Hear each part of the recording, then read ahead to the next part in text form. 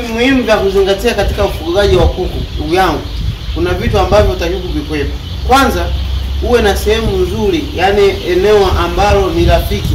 Kwanza, iwe la mwekezaji mwenyewe anaimiliki, lisiwe ni sehemu la migogoro. Maana huwezi kuwa na eneo tayari umeshaweka mradi wako, alafu kaanza mgogoro mwisho kavitoa, utapata hasara.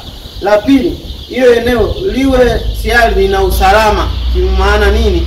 Ndio nimezitoa fence na humo ndani ndio kujenga hili banda kama ambavyo naona. Lakini baada ya hapo, banda halitoshi tu, tuweke mfumo wa KGU kama unavyoona.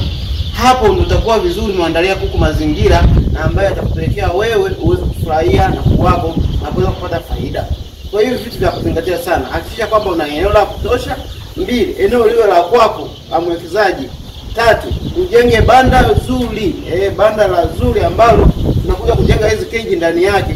Na mwisho, uwe na eneo ambalo ni rafiki na linafikika kila sehemu, kwamba barabara iwepo, watu wao wanafika, na miundo mbinu mingine ambayo kwamba ni umeme na maji yawepo, kwa sababu wao viumbe wanataka maji, wanataka umeme.